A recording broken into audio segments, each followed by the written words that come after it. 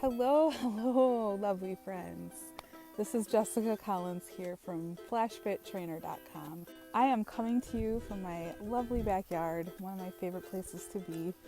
So today I wanted to discuss how to write faster, because this is a subject that comes up quite a lot, especially if you're charging as a freelance writer, charging by the hour, or using an hourly rate to determine your flat rates, because time is money. Obviously, if you are commissioned to write let's say $150 blog post, if it takes you an hour, you get $150 an hour, right? If it takes you 3 hours, it's $50 an hour. So the amount of time it takes you to write something definitely affects your earning potential.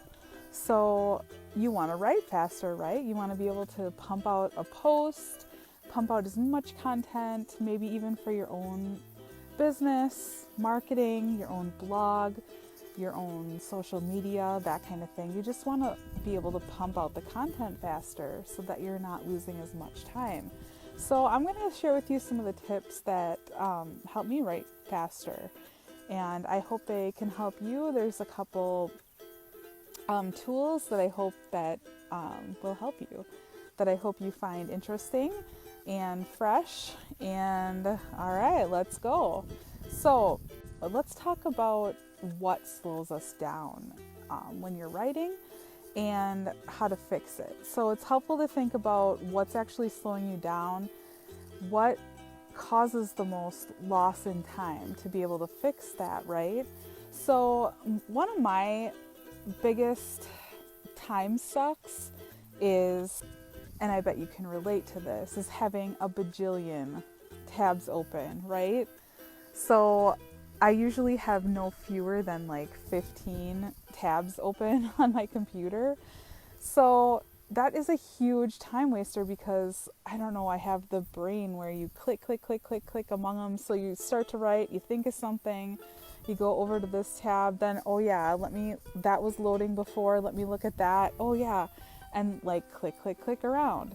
So what I do to combat that, well, there's a couple things. So the first thing that I do is I pull up Calmly.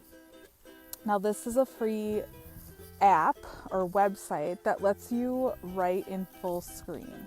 So you can toggle full screen, and the only thing you see is a white screen with a cursor, and you just start typing on there, and it covers the whole screen, so you're not tab jumping. You can write your entire article in there and then paste it over into a Google Doc or whatever you use, and that will save you from doing that hopping around on all the tabs you have open. The second thing I do, and actually I probably do this more than using Calmly, but I love Calmly for certain projects. The other thing I like to do is pull up a second Google window, so that like all those tabs that I have that are not work related are on like their own window, and then I have one window open that's just for work stuff. So I'll pull up the document I'm working on, and then any research tabs or tabs that I need open, and that way when I have that window up, I can only click among the things I'm working on, and it actually takes more work to go down and pull up that window of everything else. So it's just a simple, stupid little trick, but it works for some reason. It just keeps you in the zone, and it keeps you focused on what you're actually working on. So that's what I like to do when I have too many tabs open. So the second thing that slows me down is being at a loss for the right words. Now this is a little bit trickier to sort of tackle, but I'm gonna try my best to tell you how I approach it. So first of all, just write it out sloppy. Write out what you're writing, just write it out sloppy. Use whatever word in place of the word you're looking for.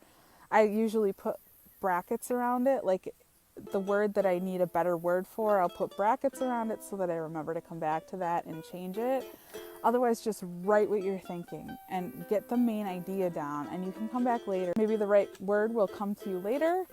Otherwise, I constantly am using thesaurus to look for the right word, or WordHippo is a really good tool to have up or to have bookmarked. It's a little bit more robust than a thesaurus. It'll give you a lot more options to choose from for what you're trying to say. So WordHippo is a really great tool. I'll use a lot of like ellipses. So I'll start a thought. I can't think of how to exactly say the rest of it, or there's a chunk of words missing that I'm not articulating correctly. I'll put ellipses in, and then again, that's a trigger to come back and fill it in, just like with the brackets. So I use a lot of brackets and ellipses and things to fill in where I need to come back. Okay, so that will take care of finding the right words.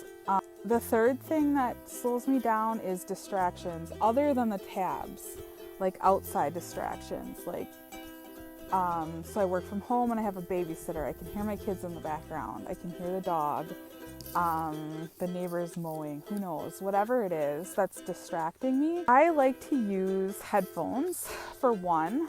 Even more specific than that, I like to go on to either Spotify or, another music website and pull up Binaural Beats.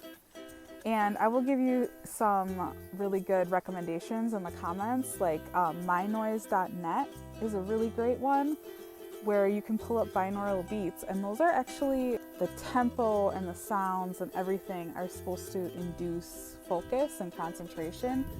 So there's also beats for sleep, like beats that slow down everything and help you to sleep. There's beats for energy, but I use a focus or concentration one, and there's a couple playlists on Spotify, and I'm sure there's a Pandora station as well, but I like to put those in because they drown out that squirrel distraction. So I always feel like there's two parts of my brain. There's the part that's working in focus, and then there's like a part of my brain that's like picking up on environmental whatever. So when I'm focused on my work, I still feel like I'm distracted by whatever's around. But if I pull that attention into my ears and fill my ears with like binaural beats, that disrupts that other part of my brain that's being distracted. So when they're both focused, I can really write a lot faster. I can really get a lot done. Definitely try that. And then of course, take breaks every once in a while. You can't, unless you're like in a really good streak and you don't want to stop, keep going by all means. But if you're having trouble and it's really coming hard, your writing is just not coming that day, make sure to take breaks at least every once an hour. And I would recommend movement, just because that it gets your blood flowing, gets your brain pumped. So I would recommend taking breaks also. Unless you're like really in it, don't break that concentration if you're in it.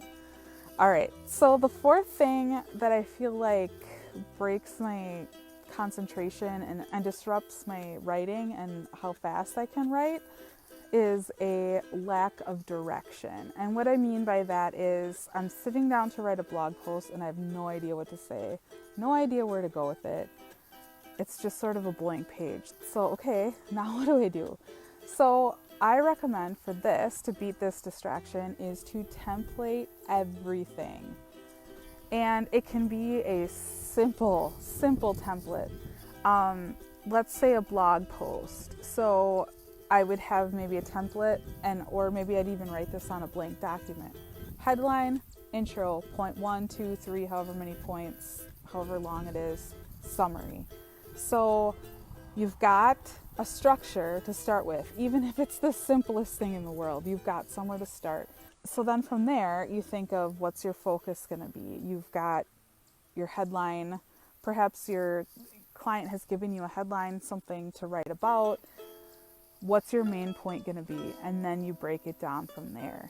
So that really gives you a way to make it flow. It gives you something to start with. It gets your mind starting to organize your thoughts into these templates, into these points. Another trick to go along with this is what I call reverse research. So this is kind of tricky and because you can mess this up if you don't do it right. So I like to think of, like, say I'm writing a blog post and I've got 3 points to come up with. So let's say that I know that water helps with metabolism. I could write a little blurb about that and then go look up the research to back it. Now you can do this wrong and find research that backs something that maybe current research has disproven.